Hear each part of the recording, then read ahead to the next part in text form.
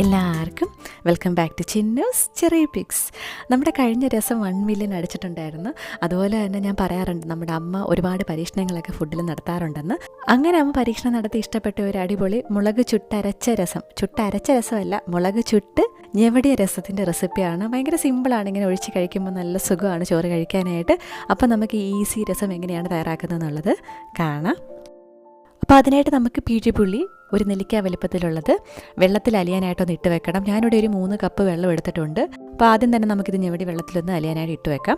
എന്നിട്ട് നമുക്ക് ബാക്കി കാര്യങ്ങളൊക്കെ തയ്യാറാക്കി വെക്കാം. അപ്പോൾ ആദ്യം തന്നെ നമുക്ക് ഇത്രയും കാര്യങ്ങളൊക്കെ ഒന്ന് തയ്യാറാക്കി വെക്കണം. അതിനായിട്ട് 6-7 കൊച്ചുള്ളി എടുത്തിട്ടുണ്ട്, 5-6 വറ്റൽമുളക് എടുത്തിട്ടുണ്ട്, ഒരു വലിയ തക്കാളിയും 5-6 അല്ലി വെളുത്തുള്ളി എടുത്തിട്ടുണ്ട്. വെളുത്തുള്ളി തൊലിയോടുകൂടി എടുത്താലും കുഴപ്പമൊന്നുമില്ല.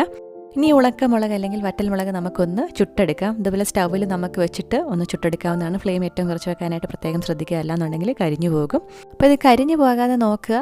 ഇങ്ങനെയൊന്ന് വീർത്തൊക്കെ വരുന്ന ഒരു സമയത്ത് നമുക്ക് ഇത് ഫ്ലെയിമിൽ നിന്ന് മാറ്റാം. എന്നിട്ട് ഇതാ കൈ വെച്ച് തന്നെ നമുക്ക് ഞെവടി ഇതുപോലെ ഒന്ന് പൊടിച്ചെടുക്കാം. അല്ലാന്നുണ്ടെങ്കിൽ ഇടികല്ലിൽ വെച്ച് നമുക്ക് പൊടിച്ചെടുത്താലും മതിയാകും. ഇതുപോലെ ഒന്ന് നമ്മൾ ചതച്ചെടുത്തിട്ടുണ്ട്. ഇതോടെ മാറ്റി വെക്കാം. ഇതുപോലെ തന്നെ നമുക്ക് വേറൊരു കാര്യം കൂടെ ഒന്ന് തയ്യാറാക്കി വെക്കാം. അപ്പോൾ ഒരു വലിയ തക്കാളി നമ്മൾ എടുത്തിട്ടുണ്ടായിരുന്നു. പഴുത്ത തക്കാളി എടുക്കാനായിട്ട് ശ്രദ്ധിക്കുക. ഇതൊന്ന് ചെറുതായിട്ട് മുറിച്ചിട്ട് നമുക്കൊന്ന് ഞെവടി എടുക്കാം കൈവച്ചിട്ട്.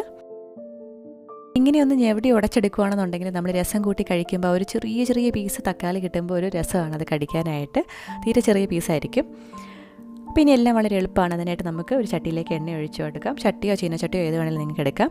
ഇനി ഇതിലേക്ക് കടുക്, എണ്ണ ചൂടാകുമ്പോൾ കടുക് ചേർത്ത് കൊടുക്കാം. 1/2 ടീസ്പൂൺ ഉലുവ ചേർത്ത് കൊടുക്കാം. ഉഴുന്നുപരിപ്പ് ചേർത്തിട്ടുണ്ട്, അത് ഓപ്ഷണലാണ്. അതോടൊപ്പം തന്നെ 1 ടീസ്പൂൺ ചെറിയ ജീരകം, നല്ല ജീരകം ചേർത്ത് കൊടുക്കാം. ലോ ഫ്ലെയിമിൽ വെച്ചിട്ടൊന്ന് മൂപ്പിച്ചെടുക്കാം. ഇനി ഇതിലേക്ക് നമുക്ക് അരിഞ്ഞു വെച്ചിരിക്കുന്ന കൊച്ചുള്ളി ചേർത്ത് കൊടുക്കാം. വട്ടത്തിൽ കനം കുറച്ചിട്ടാണ് നമ്മളിത് അരിഞ്ഞെടുക്കുന്നത്. അതോടൊപ്പം തന്നെ നമുക്ക് കുറച്ച് കറിവേപ്പില കൂടി ചേർത്ത് ഈ ഉള്ളി ഒന്ന് മൂപ്പിച്ചെടുക്കാം. ഒരു ഗോൾഡൻ കളറായി തുടങ്ങുമ്പോൾ നമുക്കിതിലേക്ക് 6 വെളുത്തുള്ളി ചതച്ചത് ചേർത്ത് കൊടുക്കാം.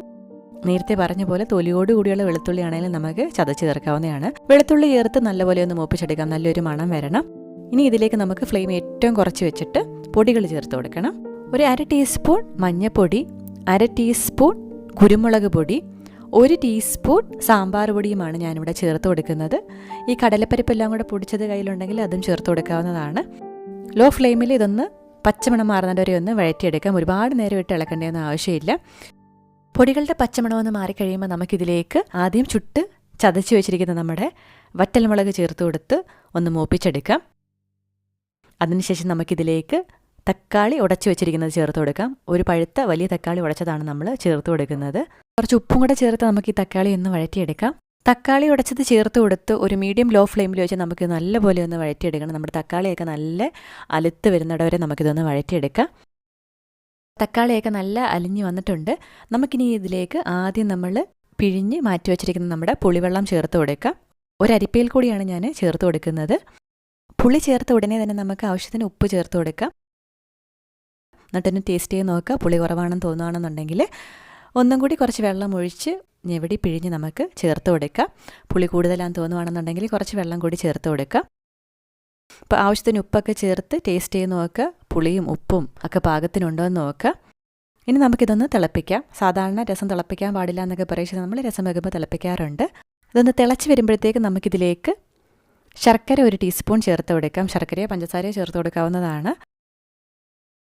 ഇനി ഇതിലേക്ക് നമുക്ക് മല്ലിയില ചേർത്ത് കൊടുക്കാം. 1 പിടി മല്ലിയിലയാണ് നമ്മൾ ചേർത്ത് കൊടുക്കുന്നത്. മല്ലിയില ചേർത്ത് കൊടുത്ത ഉടനെ തന്നെ നമുക്ക് ഫ്ലെയിം ഓഫ് ചെയ്ത് വെക്കാം. ഫ്ലെയിം ഓഫ് ചെയ്ത് വെച്ചതിന് ശേഷം നമുക്കിതൊന്ന് അടച്ച് വെക്കാം. ഒരു 2-3 മിനിറ്റ് ഇതിങ്ങനെ അടഞ്ഞിരിക്കട്ടെ. അതിനുശേഷം നമുക്ക് തുറന്ന് നോക്കാം. നല്ല മണമുള്ള, നല്ല സുഖമുള്ള, നല്ല സിമ്പിളായിട്ടുള്ള രസമാണ്. ചോറിലൊക്കെ ഒഴിച്ച് കഴിക്കാനായിട്ട് നല്ല ടേസ്റ്റാണ്. ആ ഒരു ചെറിയ തക്കാളി ഉടഞ്ഞതിൻ്റെയൊക്കെ ഒരു പീസൊക്കെ കിട്ടുമ്പോഴും നല്ല രുചിയാണ്. അപ്പോൾ ഇതുവരെ ഇങ്ങനെ ട്രൈ ചെയ്തിട്ടില്ലാത്തവർ തീർച്ചയായിട്ടും ട്രൈ ചെയ്ത് നോക്കാം. നമ്മുടെ റെസിപ്പീസൊക്കെ ഇഷ്ടമാകാറുണ്ടെങ്കിൽ സബ്സ്ക്രൈബ് ചെയ്യാനായിട്ട് മടിക്കരുത്. ആ സൈഡിൽ കാണുന്ന ബെല്ലൈക്കൺ കൂടി ക്ലിക്ക് ചെയ്യുകയാണെന്നുണ്ടെങ്കിൽ പുതിയ വീഡിയോസ് ഇടുമ്പോൾ നോട്ടിഫിക്കേഷൻസ് ആയിട്ട് കിട്ടിക്കോളും. അപ്പോൾ പുതിയ റെസിപ്പി വീഡിയോ അല്ലെ വ്ളോഗായിട്ട് നമുക്ക് വീണ്ടും കാണാം. അതുവരേക്കും ബൈ.